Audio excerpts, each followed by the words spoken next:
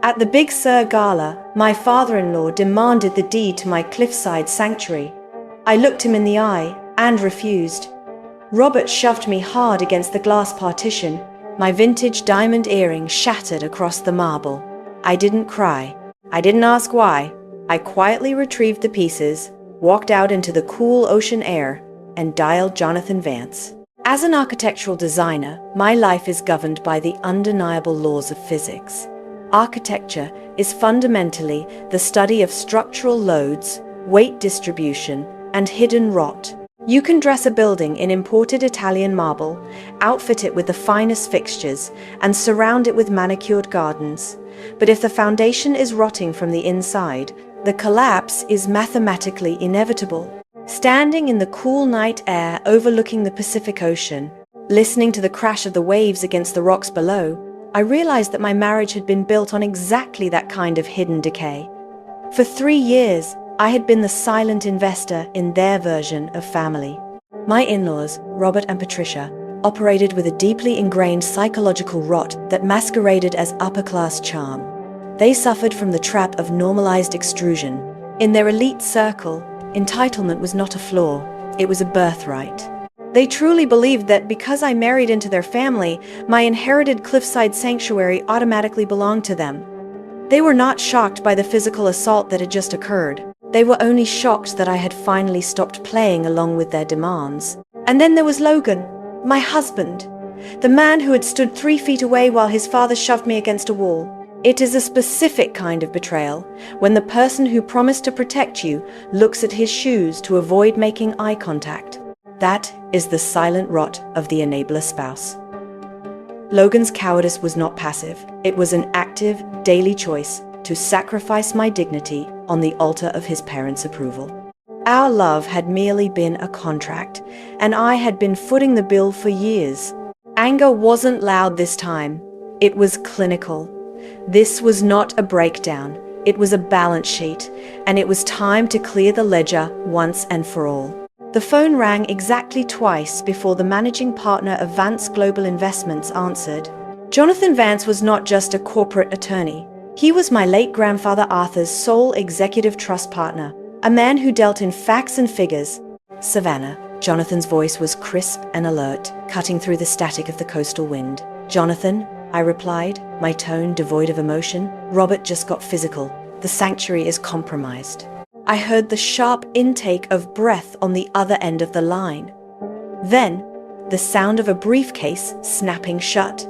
Arthur knew this day would come, Jonathan said, his voice entirely devoid of panic, replaced entirely by cold precision. When your grandfather drafted his private trust, he anticipated their greed. He embedded ironclad legal countermeasures specifically for this scenario. I looked back at the glowing windows of the gala hall. Activate them, I said simply. Consider it done. I am on my way. He hung up. I rubbed my eyes, trying to summon regret for the family I was about to dismantle, but there was only absolute clarity. As I referred back to my grandfather's meticulous plans, I remembered analyzing his documents, much like one might study File 1, Pontictu NNGT Ketch Ben Gok, PDF, to understand the fundamental architecture of a completely flawless retaliation. The structural collapse of Robert and Patricia's empire was no longer a possibility. It was a scheduled demolition. I walked back into the opulent gala hall. The crisp ocean breeze instantly replaced by the stifling heat of 250 elite bodies and the overwhelming scent of expensive perfume. I did not return to the table. Instead, I positioned myself quietly near the back of the ballroom, blending seamlessly into the shadows cast by the towering floral arrangements. From this vantage point, I had a perfect, unobstructed view of the entire room. I watched my in-laws perform. It was truly a masterful waltz of pretenders. Robert and Patricia circulated through the crowd with practiced ease, glasses of vintage champagne in hand.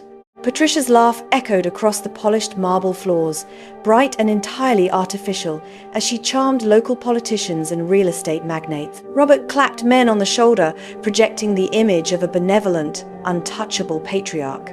I watched as a few guests who had witnessed the altercation approached them, their faces painted with cautious concern. Without missing a beat, Robert waved his hand dismissively. He laughed it off as a clumsy misunderstanding, a minor misstep involving a slippery floor and an overly emotional daughter-in-law. Patricia nodded along sympathetically, playing the role of the patient, long-suffering matriarch. They spun the narrative with such flawless execution that I almost admired the mechanics of their deception. They were completely convinced they had forced me into submission. They believed that by breaking my earring and exerting physical dominance, they had broken my resolve.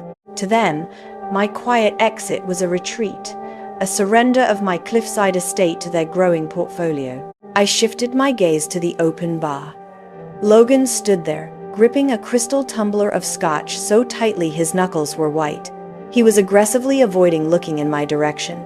He stared fixedly at the bartender, trapped in his own paralyzing cowardice.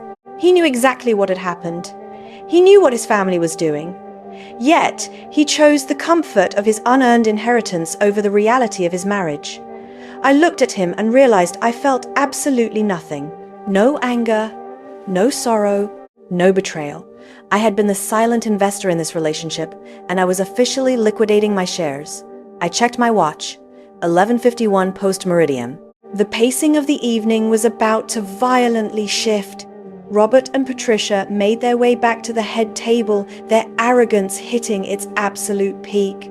They raised their glasses in a toast, celebrating a victory they had not actually won.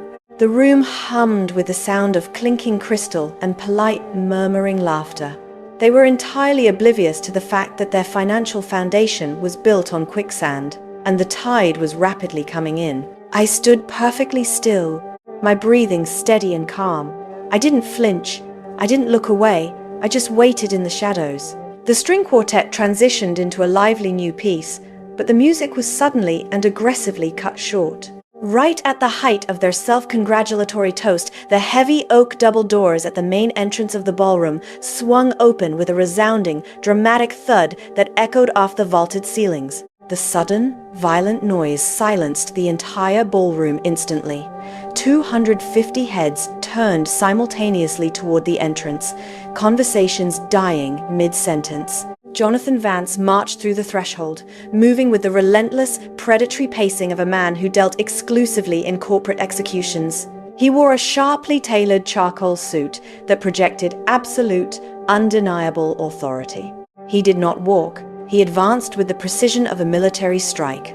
Flanking him on either side were 4 heavily armed private security guards in immaculate black suits, and right behind them walked a court-appointed process server, clutching a stack of thick manila folders. The visual was not just an interruption, it was a hostile takeover of the entire room. Jonathan did not scan the crowd. He did not look for me. His eyes were locked dead onto the head table where my in-laws sat frozen in place. The air in the room grew thick, the previous polite chatter instantly replaced by a suffocating, confused silence. I remained in the back, watching the precise mechanics of the retaliation unfold. This was not revenge, it was accounting, and Jonathan Vance was here to collect the debt. As Jonathan's formidable procession carved a direct path through the sea of elite guests, I watched the exact moment comprehension dawned on Patricia's face. The color drained from her perfectly contoured cheeks with shocking speed. Her smug, aristocratic smile dissolved into an expression of sheer, unadulterated terror. She recognized him. Anyone operating at the highest levels of corporate real estate recognized Jonathan Vance. He was the managing partner of Vance Global Investments. More importantly, his firm was the invisible leviathan that held the primary commercial notes, the leveraged mortgages, and the structural debt on Robert's entire bloated enterprise. Robert's empire was a facade of wealth, built entirely on heavily leveraged loans, and Jonathan Vance held the keys to the kingdom. My father-in-law stood up, his face flushing a deep, angry crimson as he tried to mask his rising panic. "What is the meaning of this?" Robert barked, attempting to summon his usual booming authority, but his voice cracked, betraying the terror bubbling just beneath the surface. Jonathan ignored him completely. He did not break his stride. The silence in the room was so absolute that the synchronized clicking of the security guard's polished shoes on the marble floor sounded like the ticking of a bomb counting down to 0. Patricia began to shake uncontrollably. The reality of who was approaching and what it meant for their leveraged lives hit her all at once. Her fingers spasmed. The vintage crystal champagne glass she had been holding slipped from her grip. It hit the marble floor, shattering into dozens of sharp, glittering pieces, a perfect, poetic mirror to the heirloom earring her husband had broken just 20 minutes prior. As the glass shattered, Patricia's composure completely snapped. She opened her mouth and started screaming, a shrill, hysterical sound that ripped through the elegant charity gala, signaling the absolute end of their reign. Jonathan Vance did not even blink at Patricia's hysterical screaming. He operated entirely on logic and reason, completely impervious to the emotional breakdowns of those who had so drastically miscalculated their leverage. He raised 2 fingers, giving a sharp, silent signal to the man walking directly behind him. The court-appointed process server stepped forward and dropped the thick manila folders onto the pristine white tablecloth of the head table. The heavy thud of the documents landing seemed to physically strike Robert, making him flinch and stumble backward into his chair. "Robert," Jonathan said, his voice cold, methodical, and carrying effortlessly across the dead silent ballroom. "You have fundamentally misunderstood your financial position." Jonathan opened the top folder, delivering the corporate kill shot with absolute clinical precision. Under the specific terms of Arthur's private trust, Savannah's cliffside sanctuary is not merely a residential property. It is legally registered and heavily fortified as the primary corporate holding headquarters for your entire portfolio of business debt. Robert stared at the documents, his mouth opening and closing as his brain struggled to process the magnitude of the trap he had blindly walked into. I watched from the shadows, analyzing the absolute power reversal taking place. They weren't shocked by what they had done to me. They were paralyzed by the realization that my grandfather had outplayed them from the grave. Jonathan's voice cut through the room again, sharp as a scalpel. By committing an act of physical violence against the primary stakeholder on these premises, you have triggered an immediate hostile interference clause embedded deep within the commercial notes. This is not a negotiation, Robert. This is a contractual activation. Patricia was weeping openly now, clutching the edge of the table to keep from collapsing onto the floor. Jonathan did not pause his execution. As of 11:51 post-Meridian, Vance Global Investments is officially calling in all of your family's leverage debt. You have exactly 24 hours to liquidate your assets to cover the full balance, or we will initiate total asset foreclosure across your entire enterprise. The words hung in the air, a definitive death sentence for their empire. The billions of dollars in real estate, the social standing, the country club memberships, all of it was being erased by a single ironclad legal clause. Simultaneously, Jonathan pivoted with mechanical efficiency.